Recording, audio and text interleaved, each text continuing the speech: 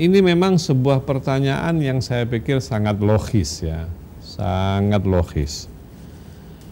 Yang membunuh Imam Hasan dan Imam Husain itu bukan orang-orang Kristen, bukan orang Yahudi, bukan orang-orang kafir lah istilahnya. Yang membunuh mereka itu adalah orang-orang Muslim. Artinya orang yang mengucapkan 2 kalimat syahadat. Orang yang mengimani Allah sebagai Tuhannya dan Muhammad sebagai Rasulnya. Tapi mereka membunuh 2 manusia yang agung ini. Kalau Anda bertanya, kenapa? Memang jawabannya nggak mudah. Ya, jawabannya nggak mudah. Tapi memang yang bisa kita tangkap itu adalah pertama-tama dunia sudah sangat mengelabui mereka.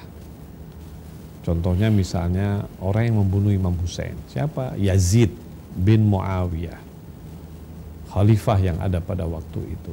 Dia sudah benar-benar terkelabui lah. Orang betul-betul sudah tergelapkan matanya oleh dunia. Yang dia kejar adalah dunia, yang dia kejar adalah kekuasaan. Maka kemudian dia menggerakkan orang untuk membunuh Imam Husain alaihissalam itu dengan mengiming-imingi kekuasaan juga. Misalnya ada komandannya yang bernama Umar bin Sa'ad misalnya. Ada komandan yang bernama Ubaidillah bin Ziyad.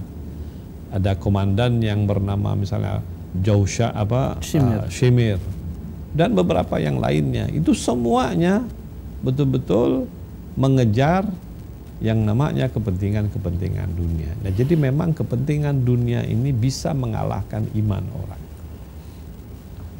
Yang membunuh Imam Ali siapa? Yang membunuh Imam Ali seorang yang hafal Quran, konon katanya, yang sholat malamnya juga sering, yang puasa Senin Kemisnya juga sering, orang yang bernama Abdurrahman bin Muljam. Kenapa? Macam-macam. Selain daripada hasad dengki, dendam kesumat kepada Imam Ali, juga karena ada wanita yang meminta dia untuk membunuh Imam Ali supaya bisa nikah dengannya. Jadi memang mengerikan.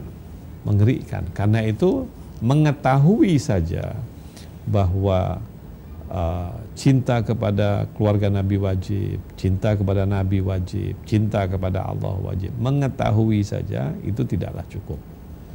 Yang sangat penting adalah bagaimana bisa mengamalkan dan sabar dalam mengamalkan perintah-perintah Allah Subhanahu wa ta'ala. Apabila kita dihadapkan dengan 2 pilihan antara kepentingan duniawi kita dengan kepentingan ukhrawi kita, tidak gampang untuk orang kemudian menjatuhkan pilihan kecuali kalau orang punya iman yang bagus, ya.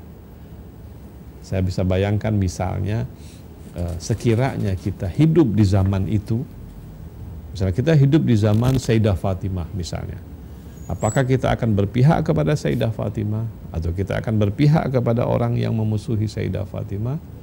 Bisa jadi kepentingan-kepentingan yang ada dalam hidup kita, kepentingan dunia kita dan sebagainya bisa membuat kita jauh daripada Sayyidah Fatimah. Karena itu kenapa orang-orang yang cinta kepada Ahlul Bait ini biasanya orang-orangnya sangat ikhlas, sangat tulus dalam beragamanya, karena yang mereka utamakan adalah agamanya dan perintah-perintah Rasul Muhammad SAW.